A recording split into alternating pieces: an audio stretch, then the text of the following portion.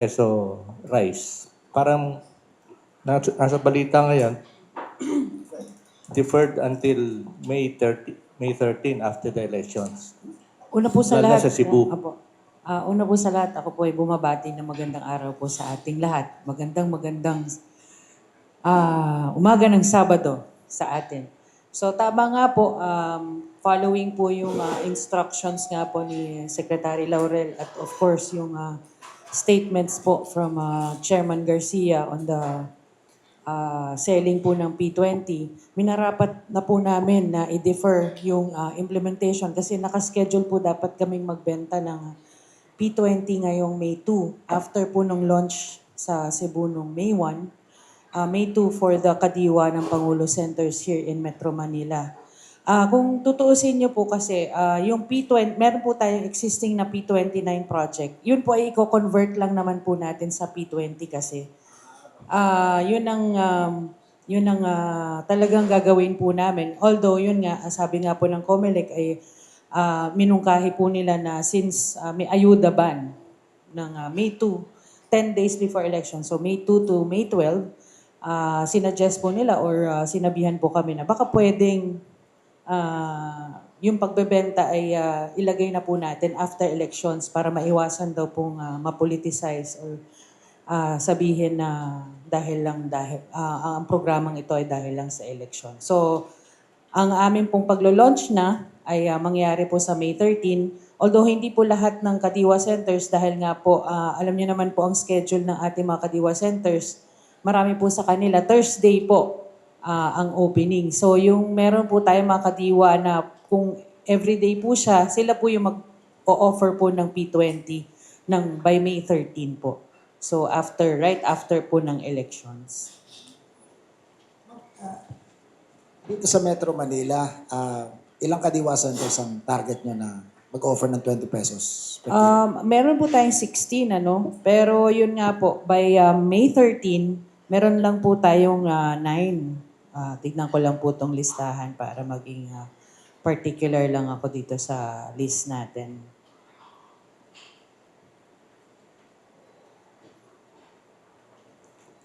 Okay, by May 13 po, nagbebenta po kasi tayo ng P29 ngayon sa mga public markets, particular po sa Pasay City, public market, Kamuning, public market, Mandaluyong, public market, sa Kalentong, Mandaluyong Public Market sa Cabella Road, Bagong Silang, Phase 9 Public Market sa Caloocan, Navotas, Agora Complex, sa New Las Piñas Market, and sa Agribusiness Development Center, dyan po sa may elliptical road sa halap lang po ng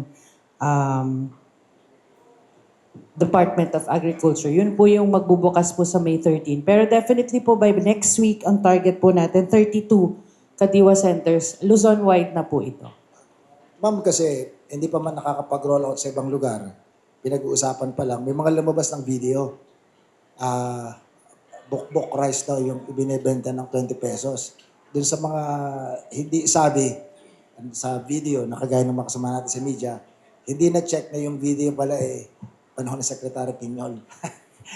Ano hong assurance niyo na itong bigas na ibebenta at 20 pesos talagang makakain at ang quality maayos? Ayun nga po sinasabi po natin, yung existing project po kasi natin ngayon P29, yan din po yung bigas na ibebenta natin for P20. So these are the aging stocks po ng National Food Authority na binibenta rin, naging source natin at still source po natin. Dumadaan po yan sa quality control. Ano? Hindi naman po tayo magbebenta ng unfit for human consumption na bigas. Although aging po siya, dumadaan pa rin po ito sa quality control. So makaka-assure po kayo na hindi po namin ibebenta rin kung may makita rin po kaming mga defected, hindi po ito makakarating dapat sa Ma'am, atin. educate us. Kasi narinig yung aging. Yun yata ang keyword. Sa amin kasi mga Tagalog, ang tawag sa aging ay laon. Laon, ang tawag, laon. Yung mas maalsa pag niluluto. Kasi laon, super dry, kung sabir. Hindi mo mas magandang quality ng laon na bigas?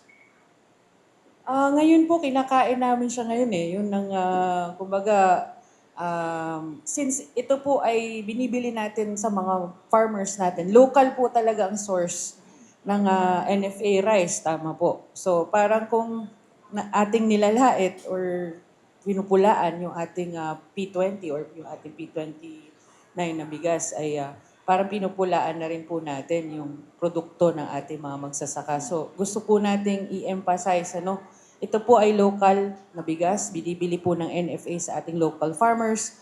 Nagiging aging po ito dahil nga po buffer stock po ito, binibili ng NFA for buffer stock. Pag hindi po ito nagamit for any calamity, emergency, ito po talaga ay dinidispose na rin. Binibenta po sa mas mababang halaga. So, ito po ay ginawa na nating programa para po yung ating mga mamimili ang maka-avail ng mas murang bigas. At ito po ay suporta rin natin sa ating mga magsasaka. Hindi ba last year, dalawang klaseng bigas na binibenta? Yung 40 regular meal at 45 pesos naman yung well meal. Ano yung dito sa dalawang mostly binibenta nung ngayon? binaba na po natin, di ba, nagsimula po ng 45, naging 40, 30. Ito na po yun, si 29. Umabot na po siya sa, well-milled po ito, no? 25%. So po. maputi, ano to, hindi yung brown. Kasi yung 40 nakita ko na sa palengke, brown na brown.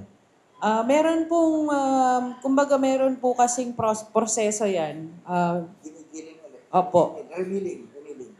Kumbaga pagka giniling nyo po kasi ng paulit-ulit, pumuputi. So ito po, konting giling lang, kaya medyo meron siyang mga specks.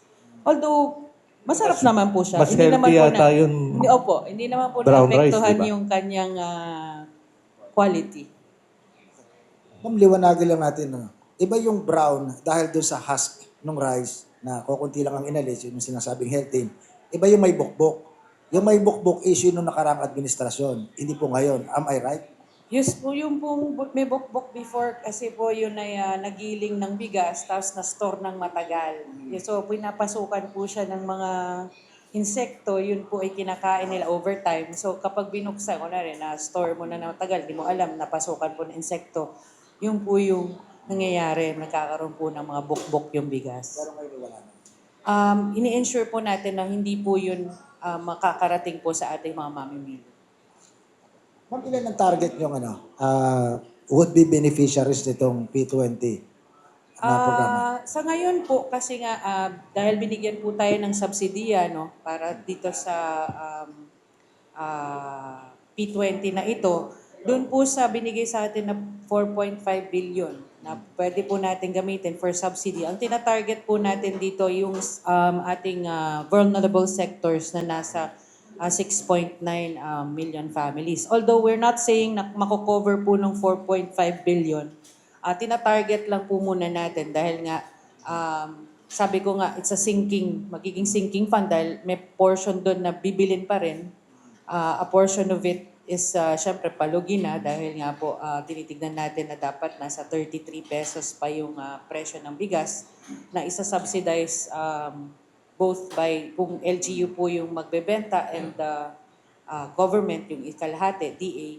So, yun po yung target natin ngayon. Although, mako-cover po siguro, tinitignan po natin sa unang sigwada, like for example po sa Visayas, nasa 400,000 families po ang ating tinatarget doon.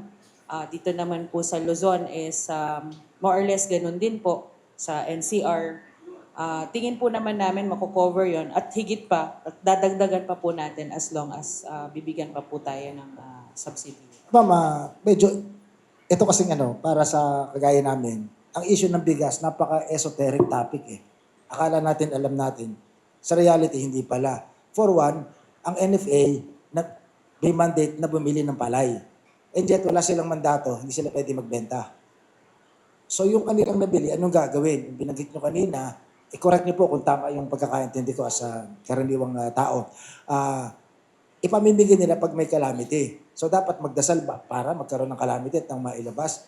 Nung pinadaan sa inyo, sa Kadiwa, ang pagbibenta nito ng mura, inaatake at namumuliti ka. Pero paano mapapakinabangan ng bigas kung hindi nga naman ibebenta? Yun nga po nung hindi pa po ito naging na-implement yung programa natin, ang ginagawa nila, pinapabid po through public auction yung bigas. At a loss na po talaga. So, kasi nga po, tinatrato to as aging stock na siya. So, mura na po talaga itong naibibenta. So, sabi po namin, why not nagamitin na siya as a way din to help. Not for everybody, but also, kumbaga, i-consider natin, hindi naman po ito ganun kadami to be able to be given to everybody. So, tinignan po natin, tinarget natin yung vulnerable sector. So ma'am, lumalabas at 20 pesos per kilo na idinidispose ng NFA ang mga stocks, pwede natin sabihin, nakarecover pa ng cost. Kasi kung hindi ginawa, practically, nawala lahat yun. Lugi na po talaga kasi alam naman po natin ang bilihan ngayon ng bigas umaabot po ng 17 to 24. Yun po yung range, no? Palay. Ng palay. So ang recovery rate na kung nasa 60%, dapat po mabenta mo talaga siya ng mga 33 to 35 pesos. Parang kung gusto mo ng simple math, kung kunwari nabili mo siya ng 20 pesos na palay, dapat 40 pesos times 2 eh. 40 pesos mo po siya mabenta para ma-recuperate mo yung iyong naging puhunan. Pero nga po dahil sinasubsidize po natin ngayon, binibenta natin ng 20, yung mismong bigas. So para nalulugi po talaga tayo ng at least 13 pesos per kilo po. At least may nakinlabang kaysa ipabid dito sa mga private traders na lugi din ng gobyerno ang kikita yung private traders. Opo, ang kagandahan po nito, at least ang makikinabang po ay ating mamamayan na medyo hirap, kasi nga vulnerable sectors yung ating tinatarget. At the same time po, yung ating magsasaka, ay makita naman nila na talagang ginagawan po natin paraan na mapakinabangan yung kanilang pinoproduce para patuloy pa rin nilang magtanim at mag-produce po Ma'am, ng punta ating muna ako sa Cebu. Tuloy ba yung sa Cebu na pagbibenta ng 20 pesos o hinto din? Nahinto rin po dahil nga dito sa direktiba po ng COMELEC, and at the same time po parang kasi dapat pag LGU po yung magbebenta, dapat meron po siya exemption. Ang alam po namin hindi pa po sila nakakakuha ng exemption. Ilan po yung target natin na mababaan ng 20 pesos na bigas po sa Kadiwa stores po sa Metro Manila po after the election at sa buong bansa po? Yun nga po sinasabi ko kanina, dahil nga meron po tayong priority ngayon, yung prioritize po natin ngayon sa Visayas to the launch. So meron po tayong mga around 400,000 families doon. Dito po sa Manila kasi, as kung babasihan natin dito sa usual na conduct natin ng kadiwa ng Pangulo Selling, ang target din po natin, around that figure din po, mga 400,000 families, that's multiply mo ng mga based sa PSA figures ng 4.2 per family, that's around 2 million ang mabebenepisyan po nitong 2 million individuals ang mabebenepisyohan po nito ang P20 natin for NCR. Because ang target po natin is yun, 400,000 families. Multiply mo lang po ng 4 or 5. Kasi yun po ang average members ng isang family. Per family po ang target natin for this. These are members po ng vulnerable sectors.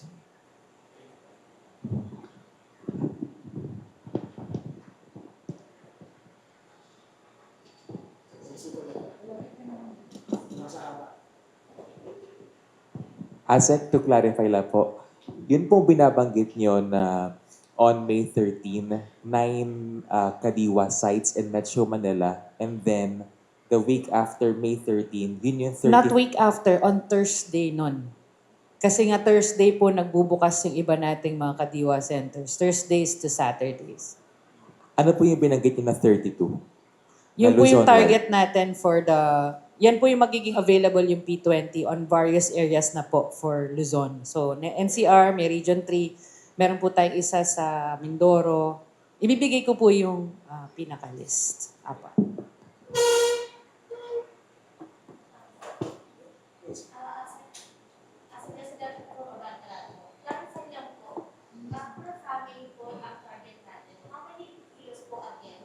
Ang limit po natin is 30 kilos a month ang allocation. Pero base nga po dun sa pag-run natin ng P29, hindi po lahat ito nakaka-avail. Dahil nga po sabi nila, konti pa lang po yung ating mga areas, hindi daw po sila Yun nga po yung ginagawa natin ngayon, yung expansion. We're working on, kumbaga, para ma-expand po natin, tinitingnan po na rin natin yung partnership natin with other retailers kasi marami po mga dating mga NFA retailers ang gustong maka-avail na rin po nitong program para at least po ma-reach natin yung maximum reach nung P20 na to kung i-allow po natin. Pero we're working on the expansion po as of now. Ma'am, mayroong nagsasalita na dahil daw sa 20 pesos na ibebenta ng NFA, ng Kadiwa, maapektuhan daw yung mga presyo ng palay na aanihin ng mga magkasaka, bababa rin daw. May katotohanan ba yun? Ito naman po ay hindi natin ginagawang available para sa lahat. Ito ay medyo limited quantities po ito. And very much targeted po ang gagawin natin para po hindi rin magkaroon ng drastic effect. Although nakikita po namin na meron talaga itong magiging epekto talaga sa magiging bentahan. Pero sabi po nga po natin, una-una, kaya natin to ginagawa dahil nga po meron tayong mission na yung marami po kasi tayong mga stocks ngayon na nasa NFA. So gusto po sana natin ito ay mapabilis na makalabas. At the same time po, para mas makabili po ng mas sa reasonable na price o mas mataas na presyo ang ating NFA sa ating mga magsasaka. So yun po yung parang nakikita natin para po talagang maibsan din yung mga pang-aabuso rin na nababalitaan natin na masyadong mababa daw po yung pagbili ng palay sa ating magsasaka. Para po ma-weaponize din natin si NFA dahil meron naman po talaga siyang budget para bumili po ng palay sa ating magsasaka. So, pagkakaintindi ko, itong mga bigas na ito nasa warehouse ngayon ng NFA. Opo. Kung hindi ito ma-dispose ng NFA sa legal na paraan, hindi sila makakapambili ng palay. Hindi sila, of course, kasi walang walang paglalagyan. mapaglalagyan. Okay. So with this program, yung P20, luluwag ang bodega, ergo makakapabili sila ng palay. At bago po ito for another buffer stock. So meaning itong buffer stock na ito na sinasabing aging, this is no more than 6 months old na bigas. Yes po. Kasi Although, sabi nga po natin ngayon, meron po tayong mga palay din na nasa mga warehouses pa. Kasi ang ginagawa po nila, until may mag-order, hindi pa po pinapagiling yan ng... Ang palay po, pwede po yung ma-store up until 1 year or even beyond, basta maganda po yung pagkakastore nito. Yun nga lang po, pag ito ay naging bigas na, ito po, mas madali na po yung kanyang shelf life. So, as much as possible, ang ginagawa po ng NFA, ini-schedule niya or kung meron pong release, dun pa lang po niya pinapagiling yung bigas. So at least makakasiguro po tayo na bagong giling at hindi pa sira yung ating bigas na mabibili. Trader? Retailers, ma'am. Retailers. Sabi ko nga po, it's not, hindi po ito marami pagka ito po ay ibebenta natin. I-allocate po natin, definitely, tandaan po natin, meron po tayong with LGUs na mas hahatiin po doon yung subsidy at meron din po tayo sa Kadiwa. So ngayon po pinag-uusapan namin ngayon kung paano yung like for the supply. Of course, dito sa NCR, talagang Kadiwa lang po yung... So mas malaki po ang magiging subsidy nito. Tina-target natin at least per retailer, 30 sacks po muna for 3 days selling. So yun po yung... the usual naman po yun talaga dun sa P29 that we're doing. So, kumbaga, ina-adjust lang natin yung price. Ayun nga lang, hindi pa natin nakikita kung mas marami bang bibili. Ngayon, na 20 pesos na siya. Based po sa numbers natin, noong umpisa po, maganda. Noong 29, maganda po ang pagbili. Pero nung tumagal po, yun, bumibili na rin ulit sila nung the usual daw na bigas nila. So titignan pa po natin kung ano pong magiging reception at yung magiging on a monthly kung paano retail nito. Pero definitely po hindi naman po ganun kadami ang ating i-allocate for our retailers. So kumbaga kumbaga sa marketing po, maglalagay ako ng loss hero, kumbaga mura doon para pumapuntahan yung aking tindahan. Yun naman po yung gusto nila dito sa programa na ito.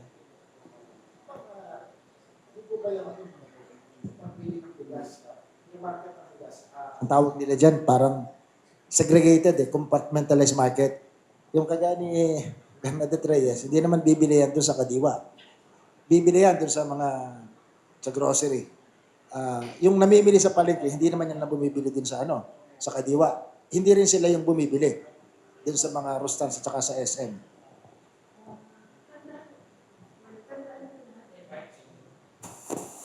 Hello. Tandaan po natin, meron din, aside from yung ating P20, meron din po yung Rice for All. So, meron pong bumibili talaga na kahit po vulnerable sector sila, piniprefer pa rin po nila yung konti na lang nga daw ang idadagdag doon na lang daw sila sa mas maganda. Pero definitely po, marami namang talagang bumibili sa amin na talaga nagpapasalamat na may available sa kanila na mas murang bigas na de kalidad din naman po. So, hindi po ibig sabihin na hindi po natin kinikater din yung ibang mga taste po. At saka ang Kadiwa naman, ayaw rin naman po nating maging parang araw-araw siya para makipag-compete din sa market. Pero definitely, at least meron pong option yung ating mga mamimili na may mabibili po silang mas mura.